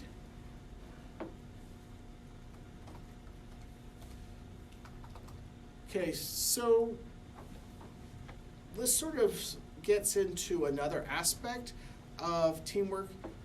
Who is really managing the communication system? I mean, is it just 13 people each? I mean, who sets it up? Who makes sure the communications are happening? Right? Does everybody see the issue there? Right? I mean, so if you just have 13 people doing their own thing, that can be a little chaotic. Right? So what does that tell us about teamwork? Yes. Okay, by far, one of the most significant points about teamwork, and especially in this class, is there needs to be a team leader. Okay, there needs to be, somebody needs to sort of be, whether it's step up or be selected by the team, but somebody needs to be a leader and to take charge of, at the very least, coordinating. Okay, now that's not making decisions, right? You're going to have to work together as a team to decide together what you're doing. But somebody needs to make sure things are getting done, communication's happening. Somebody needs to be monitoring whether everything's being done in the time that, you know, the timelines have been set, deadlines being met, and so forth, right? I mean, if one member of the team has a certain responsibility and they go MIA for 3 weeks, right, who's paying attention to that? Right, do you see the issues there? Okay, who's sort of convening the group and making sure that the discussion doesn't sort of go out into, out into the, far orbit and off topic, or that, if people are having disagreements, that there's some way to actually get that resolved, okay? So that's gonna be significant. What kind of, who is the team leader? What kind of person? Ooh, we might get into some different views on this. What kind of team leader is effective for a group like this? Someone who's organized. Organized, okay? Organized is good, okay? So if somebody's really disorganized, that's maybe not the best role for them to be the team leader, okay? What else? Okay, come on, you guys, you think about these things. I know you do, so don't be afraid to speak up and call it like it is. Someone's had you before. Somebody's had me before. I actually don't think that's necessary. Besides that, this class is different than a lot of the other classes I teach, so that knowledge is not necessarily, that I don't think is necessary. Somebody that can delegate tasks. Okay, so somebody who's not going to do it all themselves, right? That becomes problematic. You got to delegate, okay? What else? Responsiveness. Responsiveness. Okay. Following up on activities. Right, somebody who's going to follow up. Good. Somebody's got the time available for that responsibility. Yes. Okay, yes. This is not the role for the busiest person in the group, right? I mean, if they've got 20 other things that they're doing, it's more likely that this leadership task is things are going to fall through the cracks, right? Okay, that is correct. Okay, so let me throw out some other ideas. Okay, they need to be somebody who is, at the very least, respected by the group, maybe liked, but if it's somebody with a prickly personality, that's not the best person to be the team leader, honestly, right? But on the opposite end of the spectrum, if they're laid back and everybody's best friend, that is not the person to be the team leader, right? Why? Yeah, there's the team leader's going to have to hold people accountable, right? He's going to have to make sure things are getting done, and when somebody just isn't doing the job, they don't need to be a jerk about it, but they need to be enough, sort of assertive enough to sort of say, hey, your teammates are counting on you, and it's now 3 days past the deadline we all set, and we don't have this component from you, right? I mean, so if that is not you, if you are not a person who can, if you're sort of confrontation averse, team leader's not the right role. I mean, there are lots of great roles. Okay, team leader's not the only role, but I'm just sort of trying to get at, because what I've seen over the years is sort of the charismatic friend of everybody sometimes is the team leader, and it doesn't work very well because in the end they're not sort of saying, hey, come on guys, let's we got to get together, right? So that's a piece of it. What else do you need other than team leader?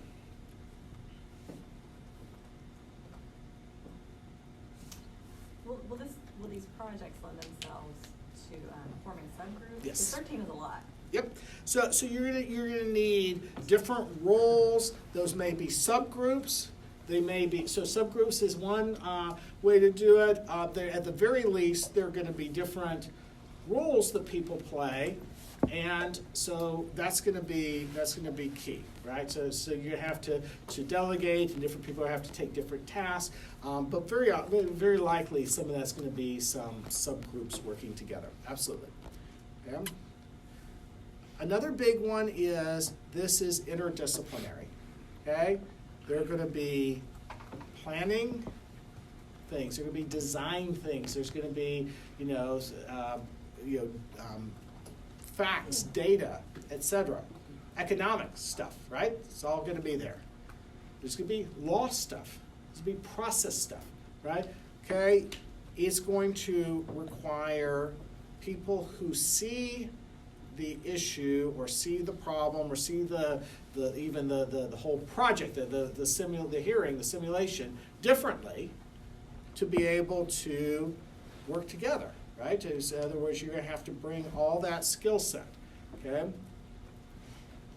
If you are a law student and you cannot draw a stick figure to save your life, okay, you should not be the design person, right? Okay, so I mean, just like know and embrace your weaknesses, right? Okay, and I'm one of those. I did do actually a little bit of design work in a planning internship I had, and it was okay, but I was dealing with mostly, like rectangles and squares. Okay, so but yeah, I mean, just think about that. If you are a planning student, there are tons of law students in your group. You probably should not be the assistant city attorney, right, or the assistant county attorney, or whatever the role is, right? You should not be legal counsel to the planning commission. Let one of the law students do that, right? Yeah? I mean, so you want to sort of think about that, what your skill set is, and so forth. What else?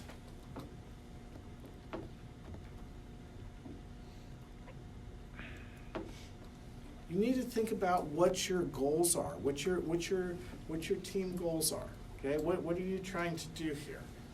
Okay, and there's probably going to be a couple different levels of that at least. I mean, there's partly going to be the class part. I mean, the fact that it's a class project, and so I mean, there are going to be people on the team, whether they will say so or not, that their goal is to get a good grade. Right? I mean, okay. let's be real about it. There will be people who I hope everybody has, to some degree, some goal of learning from the process, getting something out of it that will be useful to you in your professional life and maybe in your personal life as well. Okay, so that's hopefully part of it. But then with a particular role and a particular hearing, a particular project at issue, you want to think more specifically about, okay, what are we trying to achieve here? Okay. So if you are the applicant for the West End Walmart, you're representing Walmart, what is your primary goal? To get it approved. Yes! Yes, exactly. Your goal is to get it approved, right? Right? You're Walmart. You're in the business of making money. You have decided to locate a Walmart at this site because presumably there's a market for it and so forth, and you have to get this approval, so your goal is to get it approved, right? Your goal is in order to get it approved, maybe you have to line all of Broadway with trees, but that's not your goal. You're not the Broadway urban forestry person, right? You're the Walmart that's looking, right? So you want to sort of stay focused on what you're trying to do, right? Okay. So I want to just encourage you. I mean, that's just an example, but I want to encourage you to, as you work in your groups, to think about that. Okay.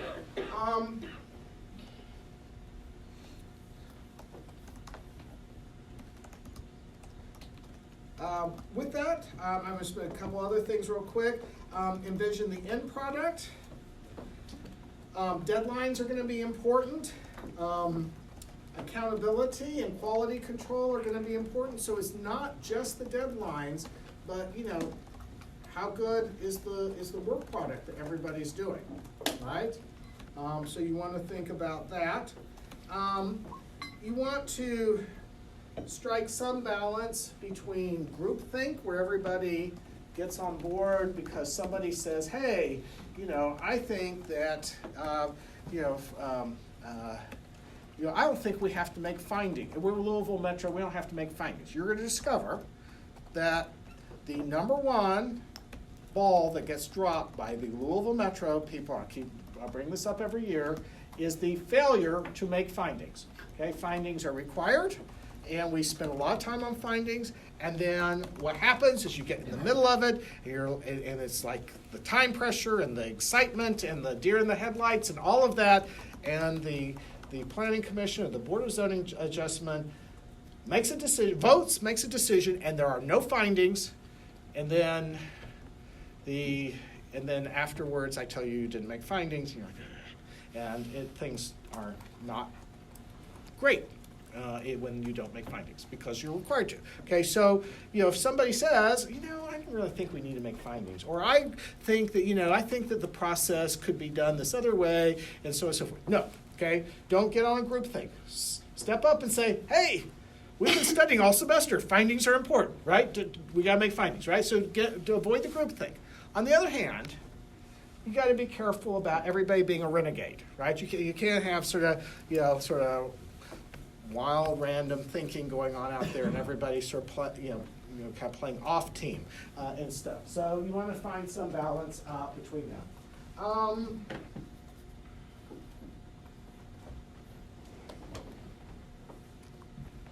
Those are the main things that I wanted to emphasize about teamwork. So you want to think about that.